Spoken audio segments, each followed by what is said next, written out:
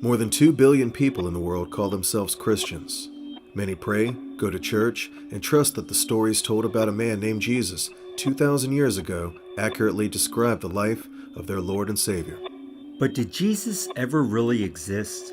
Or was he just the brilliant fictional creation of a group of men looking to start a new religion? That's what we set out to uncover in this episode of Is That For Real? Perfect.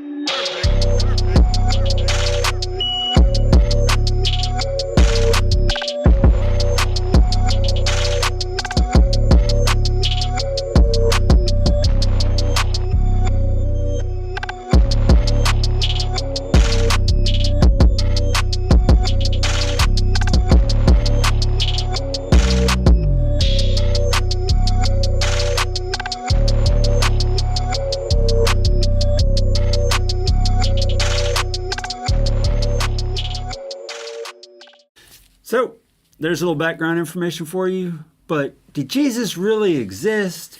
Or is he just a mythological feature, maybe even a composite of a bunch of other people? What do you think, Tacitus? Do you believe Jesus was real?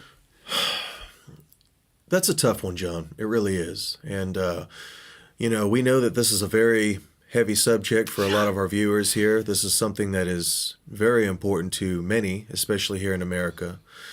And even it was, that was even the case for us at one time. I was at once a Christian, and I believed in Jesus very much. I remember even thinking about the sacrifices that he made and the things that he did for us, allegedly, and it would bring me to tears. So this is definitely spoken with all due respect to our viewers out there who do believe in Jesus. But as far as Jesus being for real, I would say I am torn. I think, and this is, like I said, this is my personal thoughts on it. I'm not trying to sway anyone. We're not trying to sway anyone either way. We're just here to present the facts, that's all. But yeah, like I was saying off camera, I'm very torn about the existence of Jesus.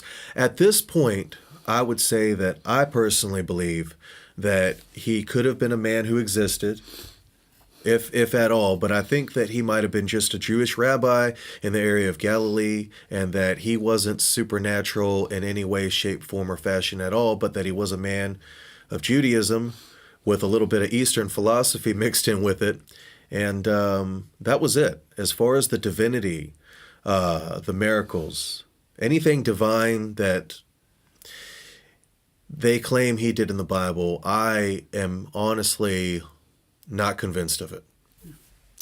Well, this is what I'll say before we get started. Like you, I was raised in an ultra-conservative Christian religion. No longer identify as a Christian, but I have mad respect for like the moral lessons and the teachings of the gospel, and if Jesus was a real person, for the person that he must have been to be able to come up with all those things. As far as the facts and the evidence for his existence goes, I believe that Jesus was a real human being.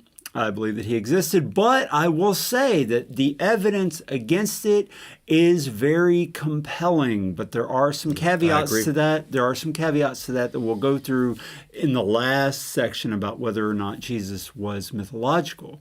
But this is kind of a new argument. Very few people questioned the existence of Jesus up until around 200 years ago.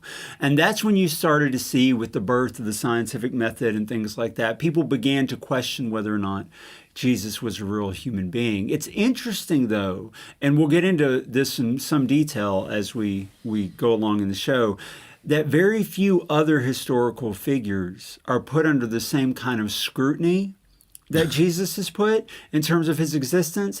And my problem with that right up front is, we've talked about this often on the show, is confirmation bias.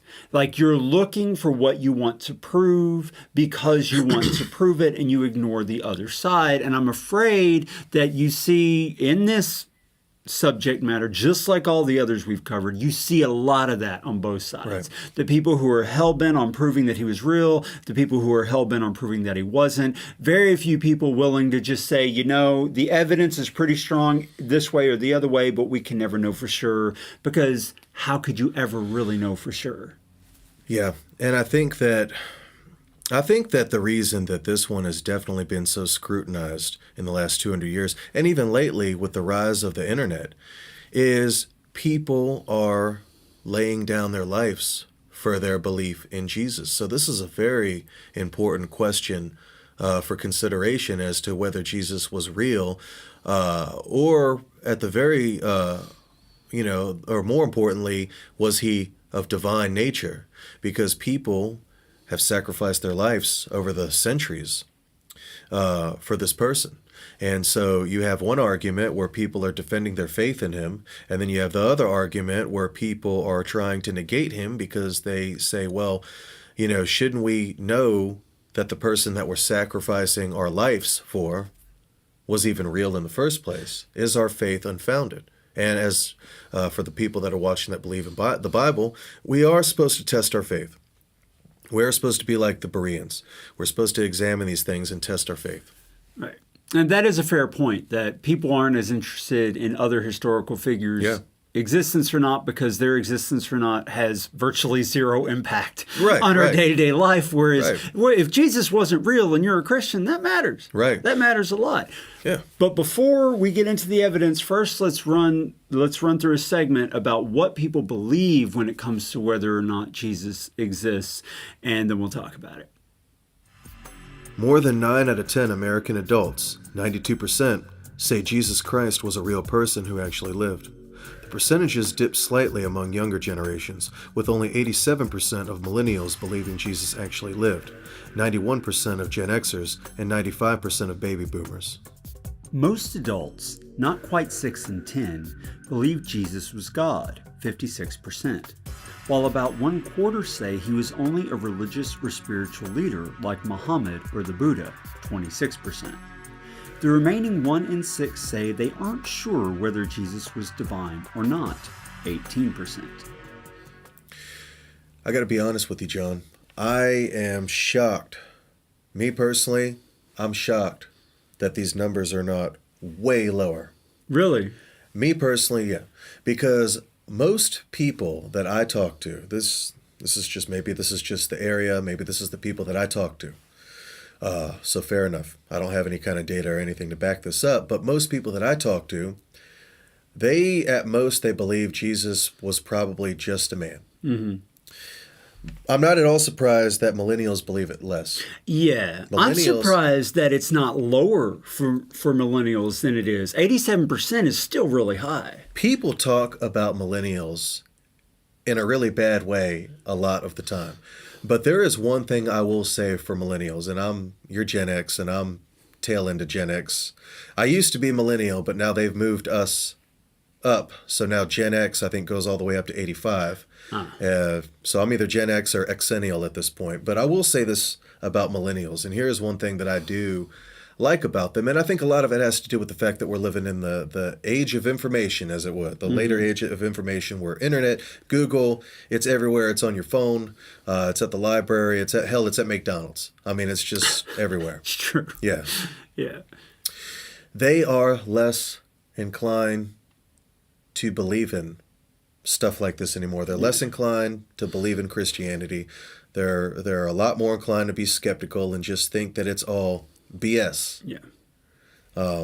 Now, we're not going to tackle any of the theological concerns around Jesus a little bit on the end, because we have to when we talk about whether or not he's mythological in nature. Right. But for the most part, what we're trying to tackle is, was he a real human being? I mean, whether or not he was later made into something else isn't really the point of this particular video. But I do have to say, though I personally was not surprised that so many people, so many Americans believe he was real, I was surprised so few Americans believe that Jesus is God, because the vast majority, I mean, I only know of like 2 out of hundreds of denominations that do not teach that Jesus was God. So with so many Christians in the U.S., it's surprising that only 56% of people believe that he was God, and only about 1/4 of people just believe he was like a big spiritual leader, and that's it. That was surprising to me. Well, a lot of people profess to be Christian. That's true. But are they really Christian? Are they really? I mean, how many times do you go to church or talk to Christians, and most of them just passively say, I'm Christian, a lot in the same way that many people would passively say, oh, well, I'm Buddhist or I'm Muslim, mainly probably because their parents are in it. Right. But right. it's rare, especially nowadays, from what I've seen, where you actually see diehard devoted Christians who really believe this stuff fundamentally. Now that made your experience of not getting people on make much more sense. Tell us about what you tried to do and how that turned out. Right. I'm a little disappointed, but not surprised, that there were no Christians that were willing to come on the show to defend their position, especially from an archaeological or historical perspective. Because I posed the question out there on Is That For Real on Facebook, on my personal page, and have just been asking a lot of my Christian friends, even one who's very devout, I'm not going to say his name, but he is a hardcore Christian. And I invited him to come on the show and defend his faith and the reason for his belief in Jesus' deity from a historical or archaeological standpoint. No one contacted me. No one responded. Not one person. Not one. Nobody was willing to come on the show and explain from a historical, archaeological, in any way that would make the belief in Jesus a valid belief. No one was willing to do that. And I think that says a lot. As a matter of fact, to me, in my opinion, that says everything. Yeah, that does speak volumes, I think. Because I was a little surprised because you get routinely lambasted by people who are all about Jesus, but then they wouldn't come on the show to talk about it. They jump on my page, they condemn a lot of what I say, and the things that I say towards Christianity, Christians, the Bible. But when it actually came time, it's like, okay, well, stand your ground. Yeah. Be like the Christians, or was it Jesus, who said, give an explanation for those who are demanding, give a reply to those who are demanding an explanation for the faith that is in you. And not one person was willing to do that. And granted, I mean, I haven't reached the whole world, but everybody in my group, in my area that I hit up, nobody. When it came time to put up or shut up, they all just shut up. No. They did. And because, in my personal opinion, it's because they know that there is no way from an archaeological or historical point of view that they can even come close to defending their faith. It's very easy for someone to sit here and say that they believe in Jesus and that he was real. A lot of Christians, Jesus was real. We got historical proof right here. Okay, is there any kind of proof of his validity, of miracles or anything divine? Do you have any kind of evidence, good evidence or proof for that? They all get quiet. And then I ask them the same thing I ask everybody. Okay, so then what's the difference between believing in Hercules than Jesus? I mean, they were both demigods. They were both half man, half God, supposedly. What's the difference between putting faith in either one of those? Neither one of them can be historically or archaeologically validated. Well, now that's what we'll get into now. Can Jesus be historically or archaeologically validated? There's a lot of information on both sides, so we're going to cover both. And that's really the primary thing here. Can we prove through historical means that Jesus was real? And whenever people talk about this, there's two major figures that always get debated. Tacitus, who's the first one we'll talk about, and then Josephus. So first, let's roll the segment on who Tacitus was and what he said, and then we'll talk about how what he said or wrote gets debated. Publius Cornelius Tacitus, born in 55 CE, was a Roman senator, orator, and ethnographer, and arguably the best of Roman historians. Tacitus' last major work, titled Annals, includes a biography of Nero. In 64 CE, during a fire in Rome, Nero was suspected of secretly ordering the burning of a part of town where he wanted to carry out a building project, so he tried to shift the blame to Christians. This was the occasion for Tacitus to mention Christians, whom he despised. The quote from Annals reads as follows: Neither human effort nor the emperor's generosity, nor the placating of the gods ended the scandalous belief that the fire had been ordered by Nero. Therefore, to put down the rumor, Nero substituted as culprits and punished in the most unusual ways those hated for their shameful acts, whom the crowd called Christians. The founder of this name, Christ, Christus in Latin, had been executed in the reign of Tiberius by the procurator Pontius Pilate. Suppressed for a time, the deadly superstition erupted again not only in Judea, the origin of this evil, but also in the city Rome, where all things horrible and shameful from everywhere come together and become popular. Tacitus and everyone else we're going to talk about, one of the first things I want to point out is he was born after Jesus, the normally accepted date for Jesus' death. And that's true of everyone we're going to reference here. And that's one of the big cons, or what the skeptics say, who say Jesus wasn't real, is like the very little bit that we actually have is coming from people that lived after he died. And so there's like no one who was alive when Jesus was alive to say, oh yeah, I knew Jesus, we hung out at the pub or whatever. Right. They didn't have anything like that to show that he was real. And that's one of the big things that we'll see as we go through the information. One thing that I see is that a lot of Christians are unaware of the history and archaeology surrounding Jesus. And that, like we were talking about off camera, everything that was written about him was written after his death. There was no contemporary writings of Jesus.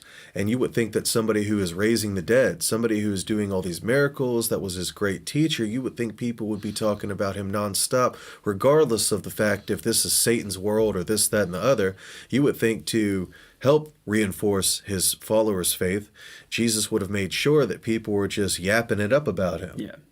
Even the accepted earliest gospel, Mark, the vast majority of scholars believe was written 30 to 40 years after Jesus died. So we're talking about decades in between Jesus' death and the first things that we have that were written about him. Yeah.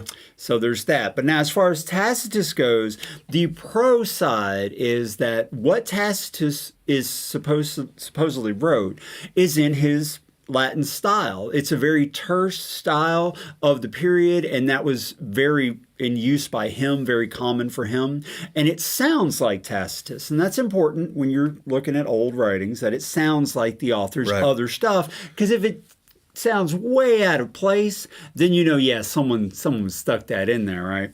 And the second pro thing is that earlier in his career, Tacitus was the proconsul of Asia. And so he spent a lot of time in trials of Christians because Christians were persecuted during that time. And so he would have known a lot about what Christians believed. And keep in mind, Tacitus was no fan of Christianity. He hated Christians.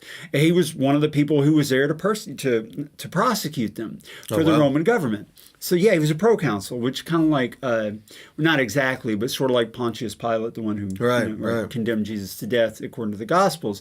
And he makes mention of that, of Pontius Pilate, and that they were called Christians. They call him Christus or Christ, and all of these things in his writings. So the people who say, look, see, Tacitus shows us that Jesus was real when he gives these detailed specifics about Jesus.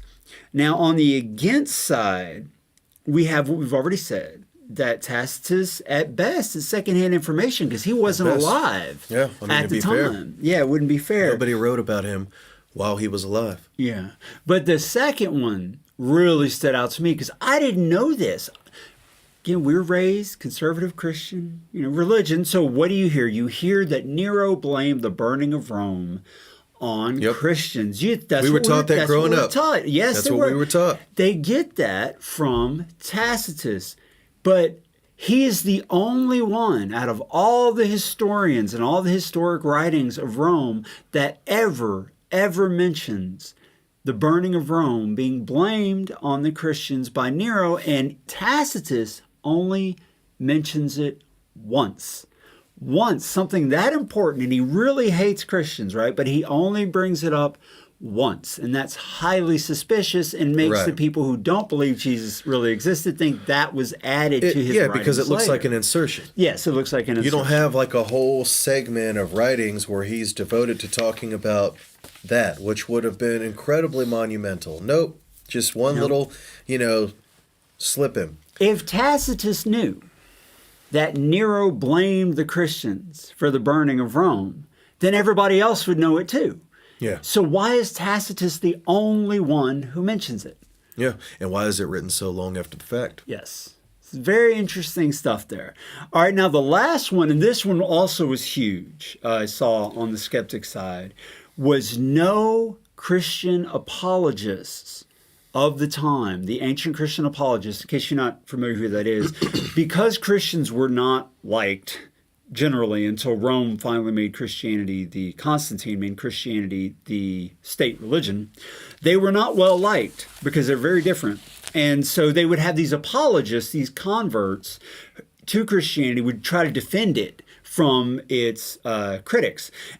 But none of the apologists, none of them, ever quote what Tacitus wrote to prove that what the stories about Jesus were true. None of them. Why wouldn't they quote the most famous historian of Rome? Exactly. Proving that Jesus was executed by Pontius Pilate and all these other details about Jesus being the Christ and all that, if they had it at their disposal, but they never use it. And I got to say, that's a pretty strong condemnation there. What do you think?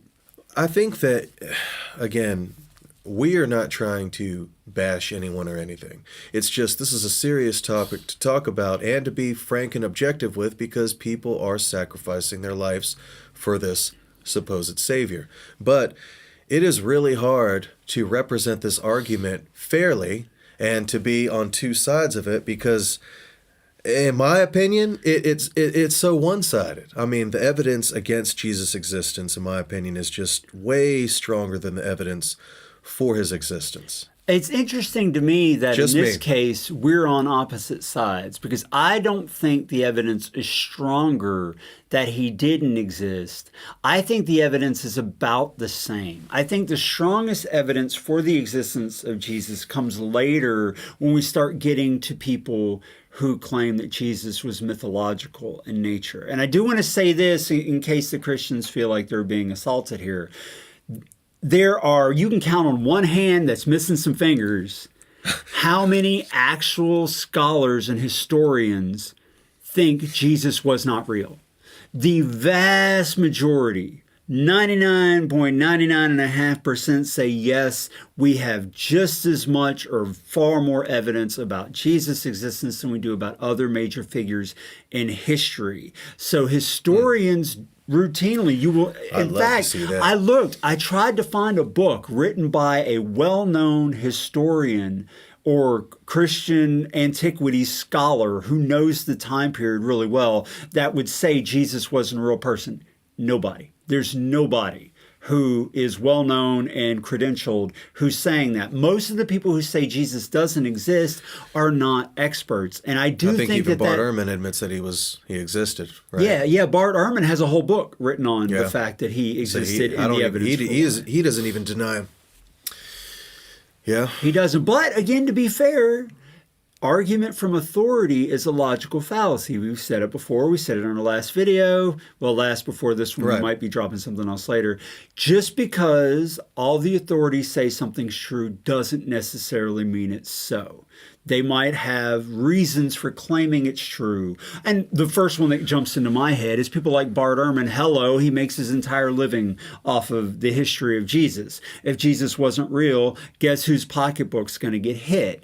And so the people who are deniers would point that out and say, follow the money. All these Christian antiquities historians, they're scholars who make a living off of Jesus and Christianity, and if it falls apart, so does their paycheck. So I get it. I get that just because they all agree that he was real doesn't necessarily mean he was real, but I am not so jaded. Especially doesn't mean he was divine. Yeah, well, I'm not so jaded to historians and the facts that we do have to think that they're really that I'm not a conspiracist for history. Let me just put it that way. Right. Though I am a fan of Graham Hancock. Fingerprints of the Gods, people. Look it up. I still got to read that. Yeah, we got to look up that. Now, the next guy who's the big name, Tacitus is first, and then comes Josephus. And we know who he was. Go. We heard from him a lot. So let's roll a segment about Josephus, who he was, and what he wrote, and then we'll talk about it. Titus Flavius Josephus, born in 37 CE, was a first-century Romano-Jewish historian who was born in Jerusalem to a father of priestly descent and a mother who claimed royal ancestry. Josephus recorded Jewish history with special emphasis on the 1st century CE and the First Jewish-Roman War from 66 to 70 CE. In his two great works, The Jewish War and Jewish Antiquities, both written in Greek for educated people, Josephus tried to appeal to aristocrats in the Roman world, presenting Judaism as a religion to be admired for its moral and philosophical depth. The Jewish War doesn't mention Jesus, but Jewish Antiquities does mention Jesus, twice. The shorter of these two references to Jesus is incidental to identifying Jesus' brother, James, the leader of the church in Jerusalem. In a temporary absence of a Roman governor between Festus' death and Governor Albinus' arrival in 62 CE, the high priest Ananus instigated James' execution. Josephus describes it as follows.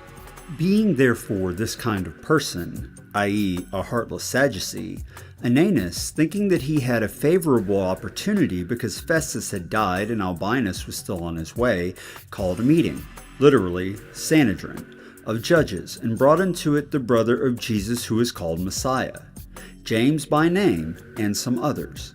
He made the accusation that they had transgressed the law, and he handed them over to be stoned.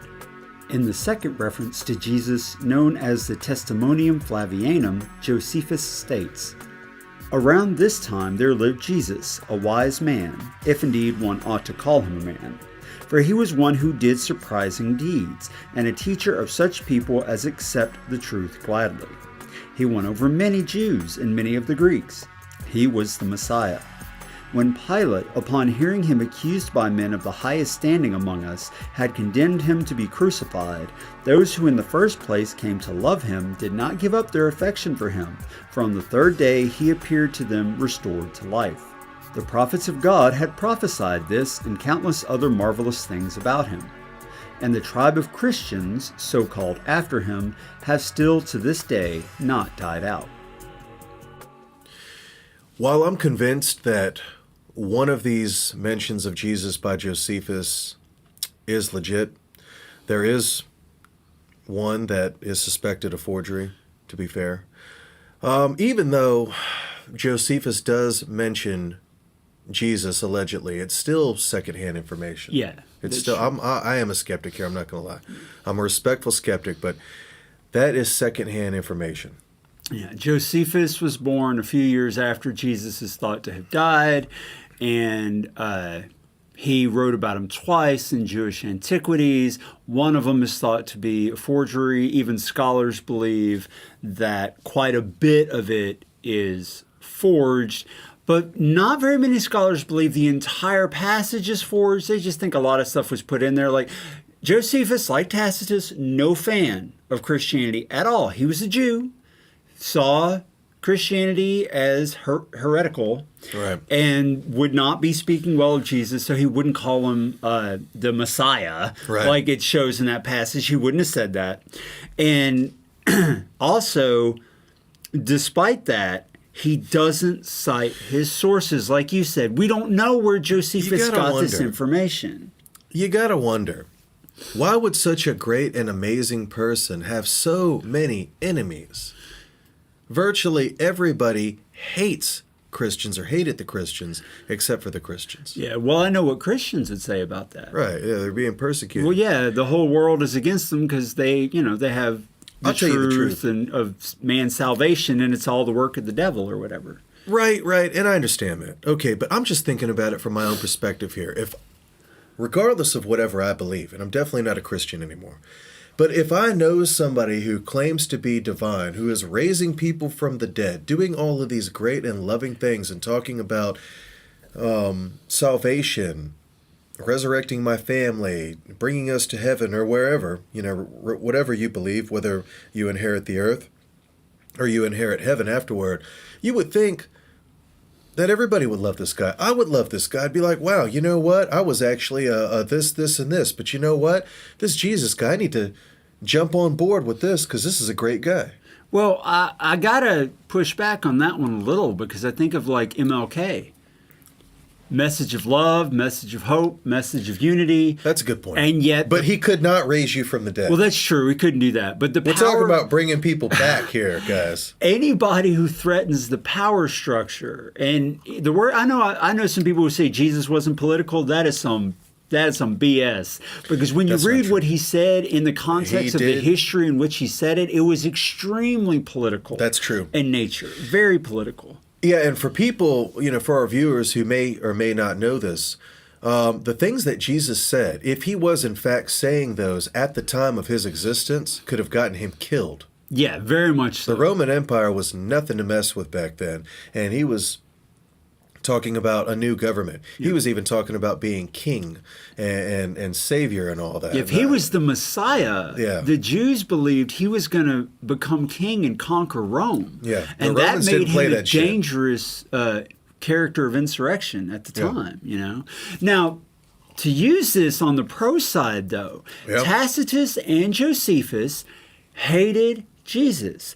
Even though they lived after Jesus had already died, it's not like they lived 100 years after he died. It was a couple of decades, especially Josephus, because he was born just a couple of years after Jesus died.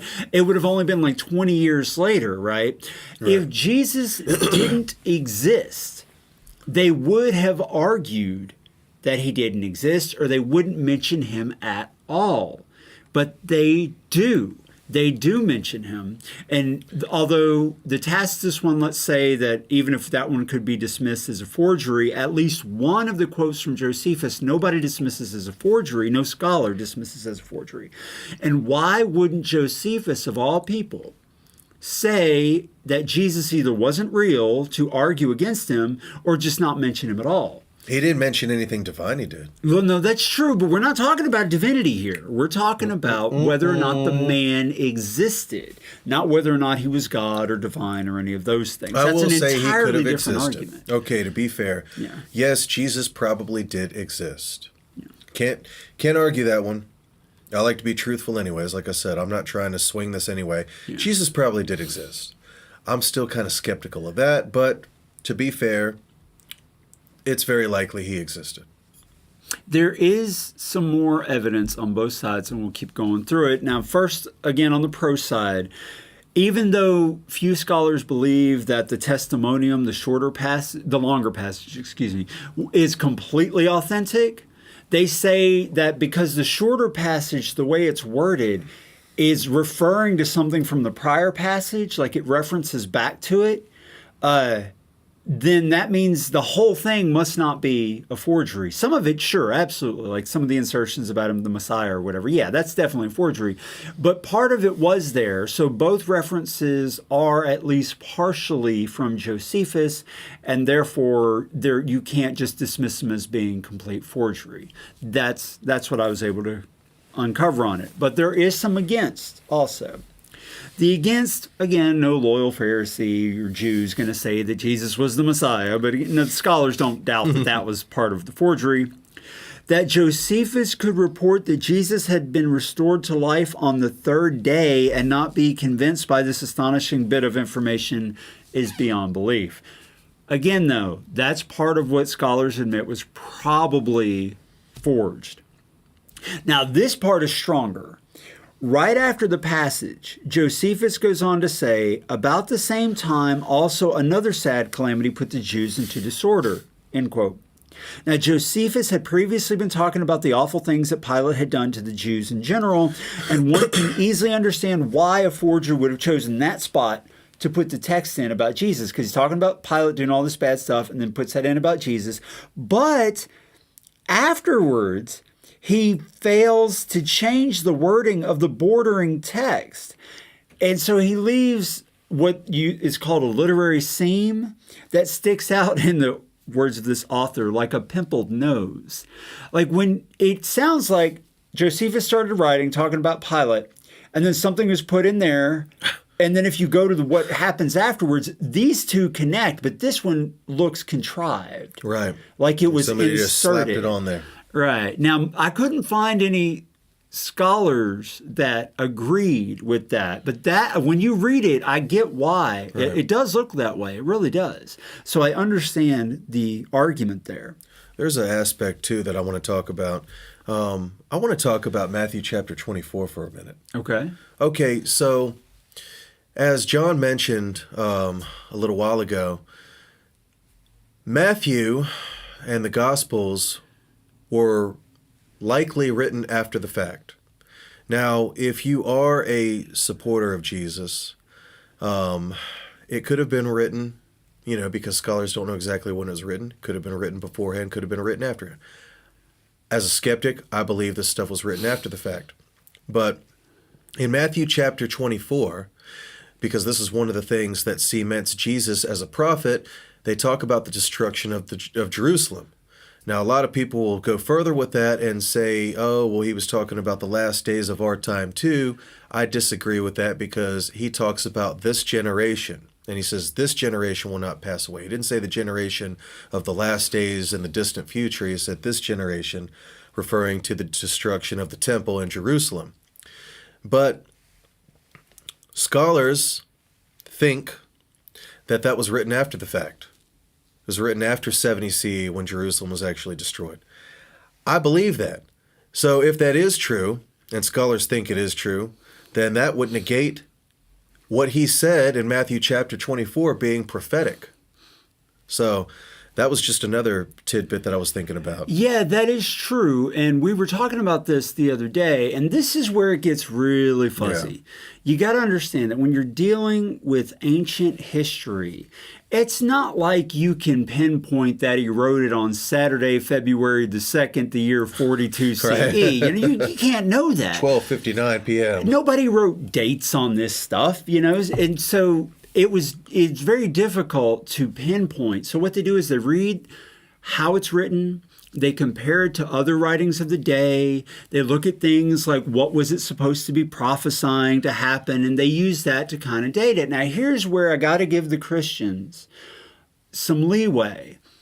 If a scholar is a skeptic already, the scholar's going to say, well, he prophesied the fall of Jerusalem, but I don't believe in prophecy, so that means he wrote it after that year, right. So we're going to put it after that year. But a Christian would say, but I do believe in prophecy, so I believe it was written earlier, and I think you have to kind of dismiss that as part of the line of evidence, but it is part of the line of evidence that they use, and you need to stick with other ways of dating it, like the writing style. But even then we have a problem, because I've been told that I write, the way I write sounds like it's much older, like I'm much older than I am. And so if someone were to read my writing style, and it's probably because I read a whole lot of books from like the 30s and 40s when I was coming up. I used to love to read old novels and stuff. And so maybe that's why I write that way. But if, let's say I died in my writing, because of course I'm going to go down as famous and it's going to get... Me too! It's going to get buried in a jar somewhere and someone's going to dig it up. And let's say it's going to be a gold statue of you. It's like, wow, who is this God that we should worship here? Right. So now let's say they read my writing. And they say, oh, well, this guy sounds like these other writings that we dug up that we've dated around the 1940s. They might think that my writings are from the same period. Now, they're not that far off in the scheme of thousands of years, 60, 70, 80 years, and that's pretty close. But when you're talking about prophecy, that's 50, 60, 70 years, that means everything, because you're dealing with whether or not someone believes that the prophecy came true. So those years matter. And you run into that problem that your worldview, and we talk about this all the time on the channel, your worldview will dictate how you read the evidence of how to date when those books were written. And that's just a fact you can't get around. I mean, it is interesting. We could die, and hundreds of years later, thousands of years later, people could say that we never knew each other. Yeah. Because of the writing style. Let's say I wrote a bunch of stuff too. They'd be like, oh, well, Deasis and John lived about 100 years, after or before each other, or 60 or 70 or 80 years. And, we would laugh about it now because it's like, what are you talking about? We know each other. We're contemporaries. Right. But people who are looking at this hundreds of years later might say, okay, well, Deasis seems like he comes from a later time period. John must have been evidently from the 40s and lived between that time. So, getting back to the argument for Jesus, and I hate to agree with John on this, but he does have a good point, and so do scholars. It's not a very good gauge, and there's a very large window there. I mean, what do they say with the Gospel of Matthew? Between, 40 and 70 or 80 CE? No. Mark is the youngest. Yeah. And they put that between 66 and 70, with a few scholars saying it may have been written a few years earlier, but the majority I think Matthew saying had it's an even after. larger window. Matthew's later. Matthew's like between 80 and 120. Wow. Yeah. Wow. Yeah. So that's a very large window. That's a big window. Yeah. So it's tough. It's tough.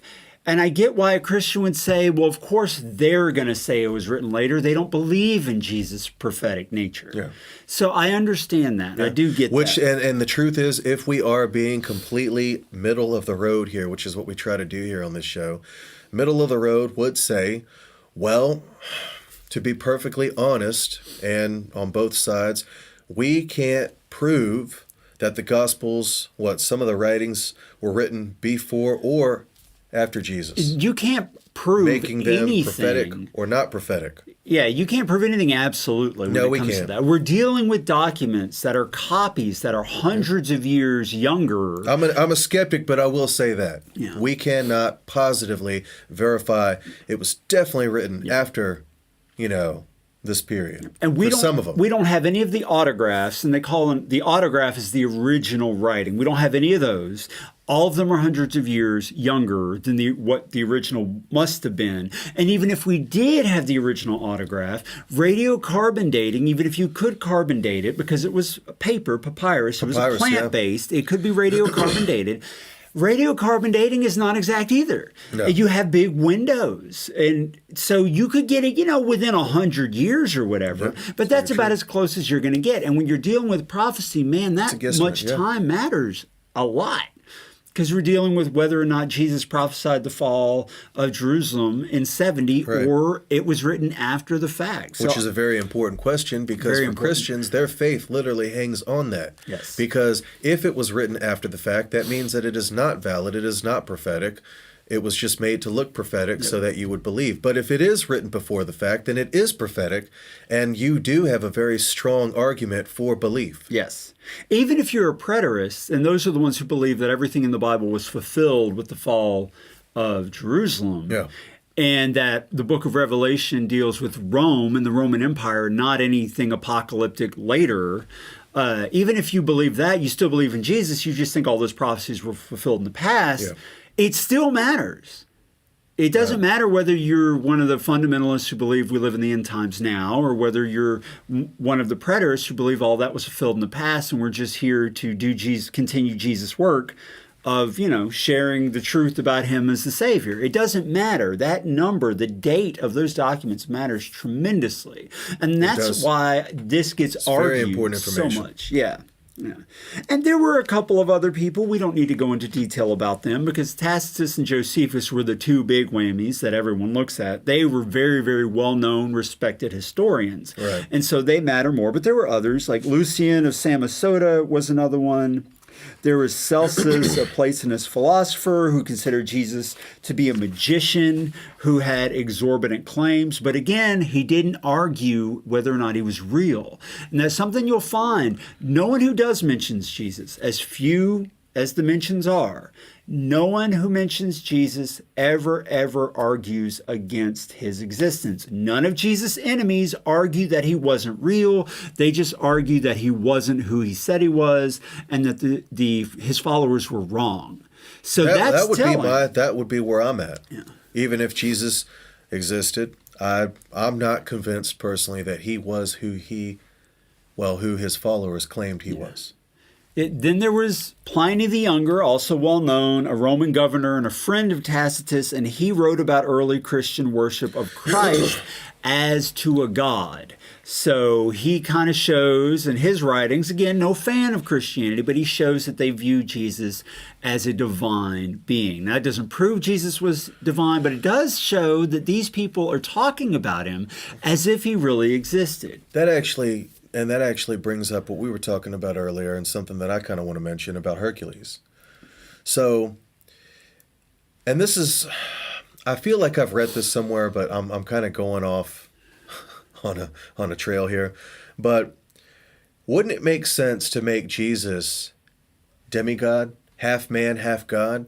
I mean, the Greeks would not have taken Jesus seriously as a deity if he was not at least half man and half God.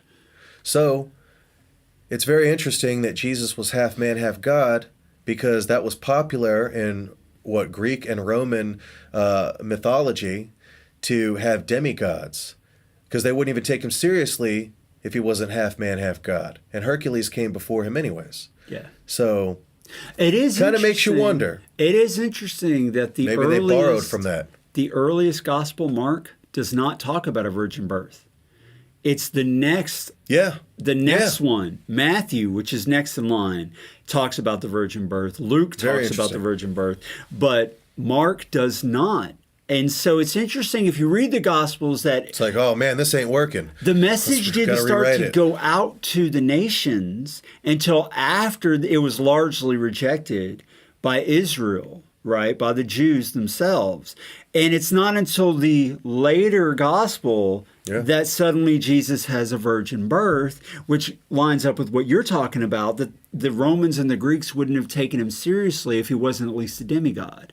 So, and Bart Ehrman, I believe, is one who talks about that. Yeah. Yeah, in one of his books. I mean, it makes sense. It makes sense because they wouldn't take him seriously. They had to adapt their approach, and it seems like Judaism, when you read about Judaism and Christian, Judaism or whatever, Judeo-Christian stuff, it seems like it evolved with the times like anything else.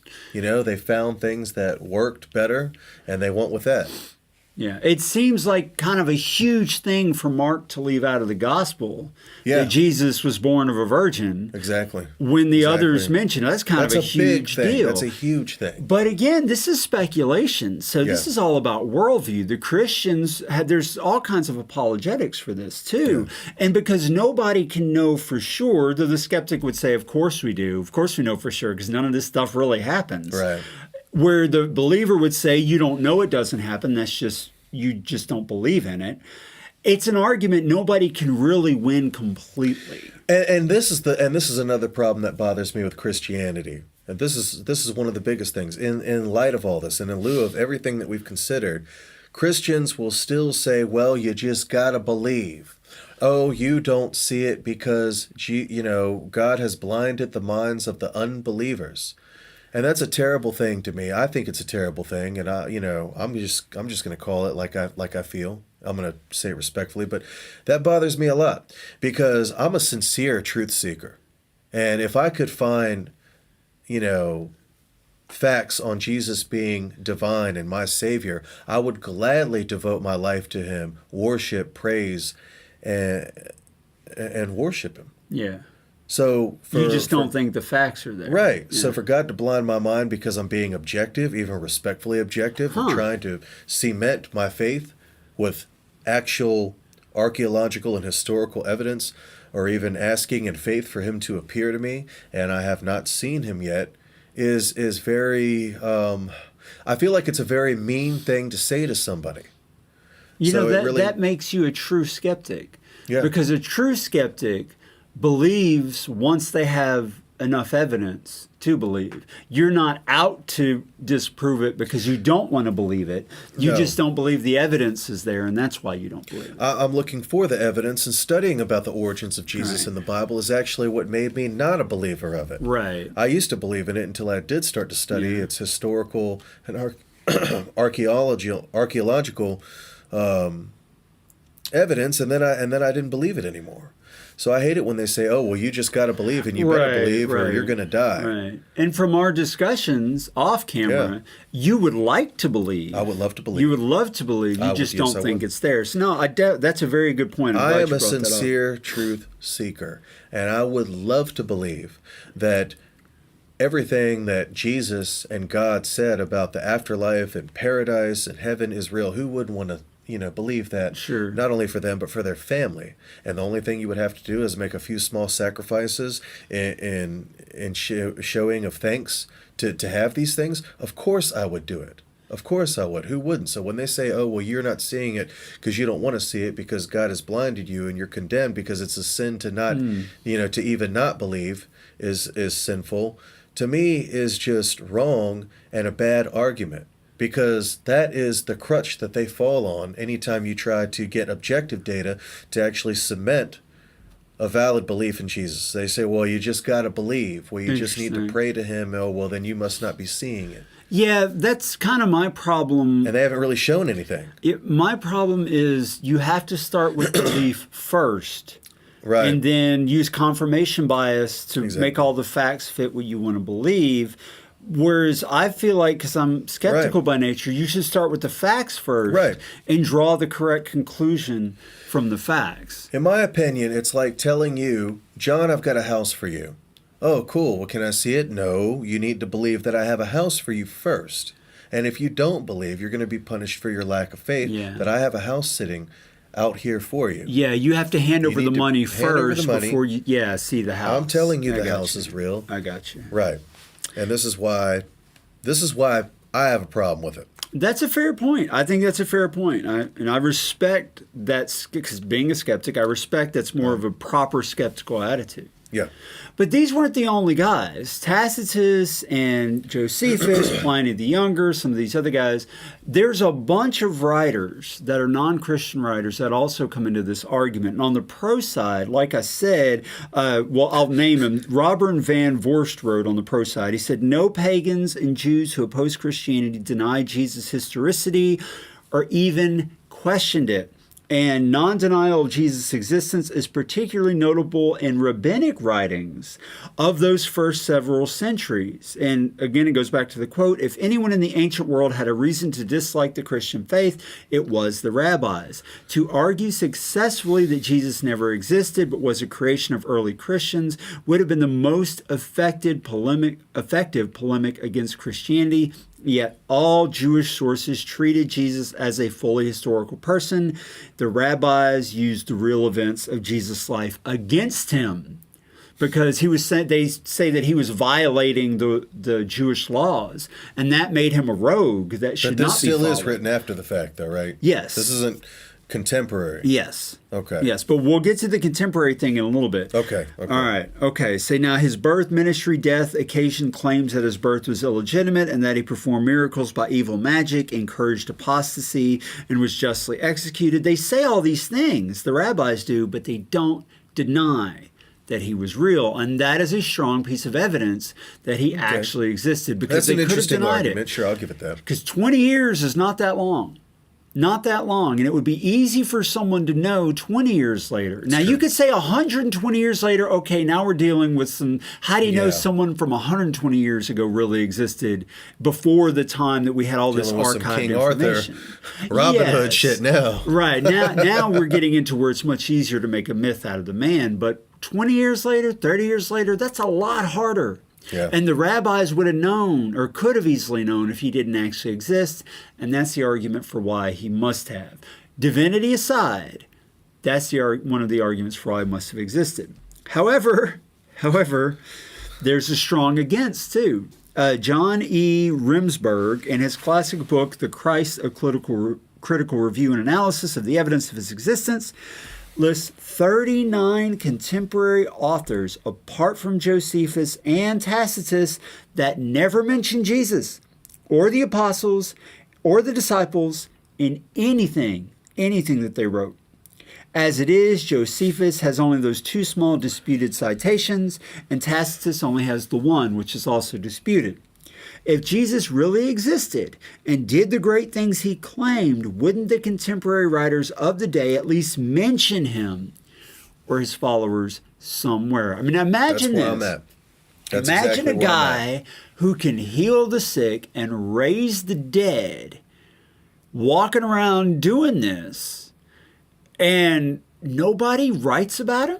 Like, man, I saw this amazing dude raise this schmuck from the dead.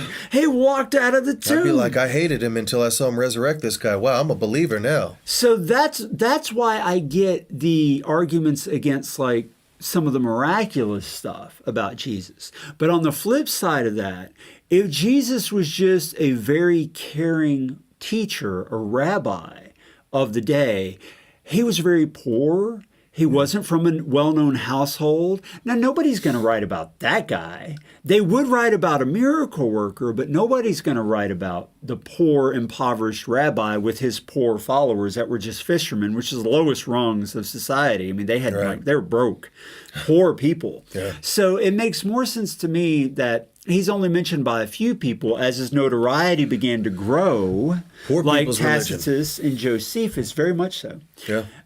But not mentioned by a lot of the other writers who weren't interested in some poor rabbi from, Jerusalem, not Jerusalem, but from Israel. Yeah. So it makes more sense if on the Jesus wasn't really a miracle worker side than it makes from the Jesus didn't exist at all side. So Fair. there you go. Fair. However, there's an argument against the argument for that argument. There's an argument for the argument for the argument for the argument. And this is a strong argument in favor of Jesus' existence. This, to me, is one of the strongest arguments. For example, few people in the ancient world were as prominent, influential, significant, and famous as General Hannibal.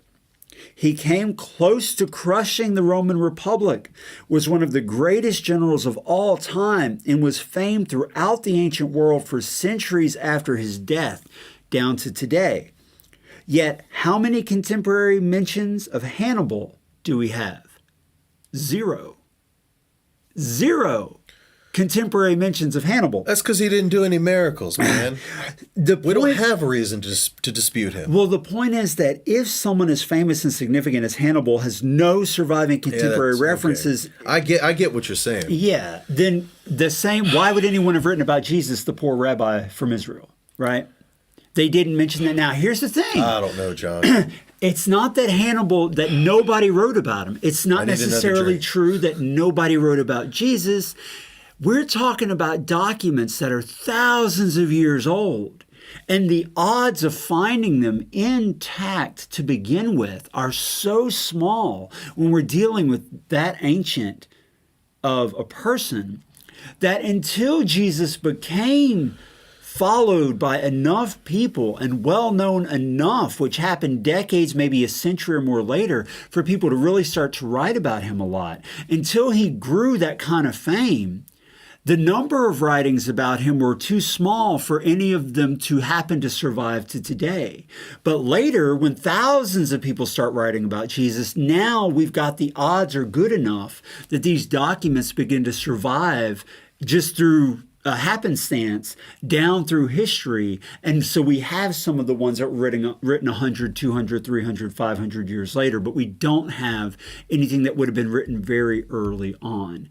And that's a strong argument because Hannibal, no better known general than Hannibal, we have zero contemporary writings of him either. Fair enough, but why in the world would he give us if Jesus is real, why would he give us so little information to go on to cement our faith in him? That's one of the arguments. Hebrews 11:1. Faith is the assured expectation of things hoped for, the evident. Now, I don't know if that's just in the Bible that we read. No, it reads basically the same, yeah. The evident demonstration, Hebrews 1, the evident demonstration of things hoped for, though not beheld. Yeah. Evident demonstration. We've got very little evident demonstration. Yeah, I don't argue. And yet we're supposed to die for this and put our faith on the line for this. Yeah. I can't do it. I hear can't you. do it. I just can't. definitely believe that there's enough evidence that Jesus the man walked the earth and existed as a teacher and a rabbi. I'm with you on the skeptical side of all of the very miraculous things that he's said to do, but I also understand I'm definitely a skeptic. I also try to be fair. I'm the skeptic in this episode, damn it. From the Christian perspective, the Christian would say that the wisdom of Jesus being head and shoulders above the wisdom of his day, and there's good arguments for that. I understand the perspective that that's enough to prove to the believer that the other things are true. Now, it's not enough for a skeptic who wants more facts and evidence, but I lean Cartesian, cogito ergo sum. Yeah. So I don't really think Way down, anything's John. absolutely provable anyway, so you may as well believe what makes you a happy, better person. So it's easier for me to be okay with that, even The though wisdom I'm being skeptical. above what they were being taught in his day. Even I respectfully disagree with that. I think I think the people who wrote about Jesus, who allegedly wrote what he allegedly said way after the fact, I think it was good knowledge, sure. Was it above wisdom of the day? No, I think it was just as good.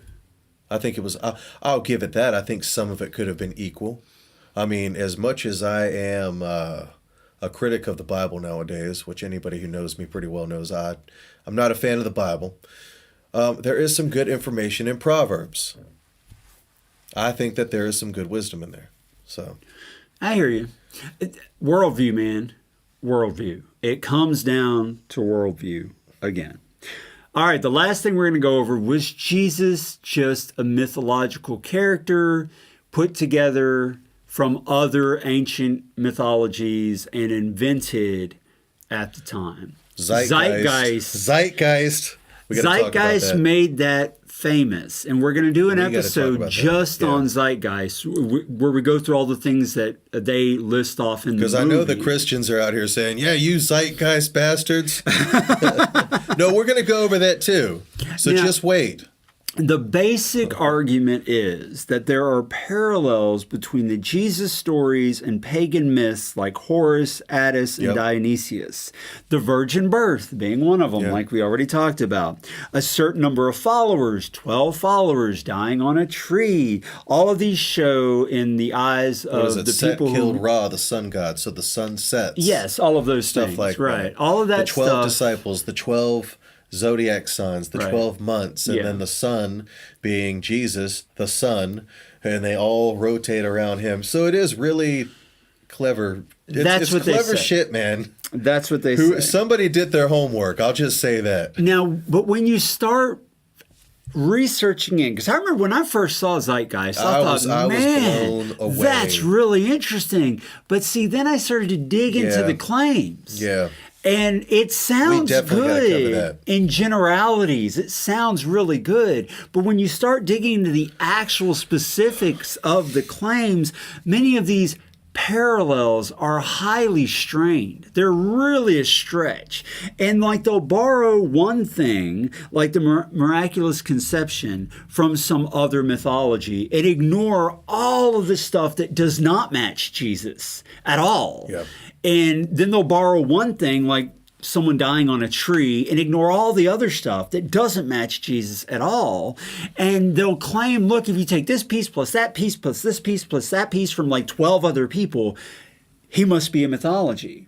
Yeah. And it's really a stretch. I mean, I get it, and it's a cool thing to think about, but it's really a stretch. It feels very strained. And scholars say, yeah, it's very strained. And you don't see any like legit scholars arguing for that either. Yeah, but that's true. then follow the money.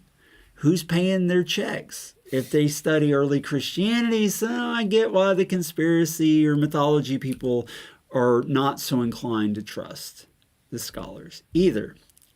Worldview. However, this is particularly hard to believe. This is a great quote against the mythological parallels. It's particularly hard to believe that this would be true because of the masses of evidence that the first followers of Jesus were devout Jews. a group for whom the idea of adopting anything pagan would be utterly horrific. These were people who cut their hair short, sorry, Diasis, because long hair was associated with pagan It's a Hellenistic shame on a culture. man. Yes, or who shunned gymnasia and the theaters because of their association with pagan culture.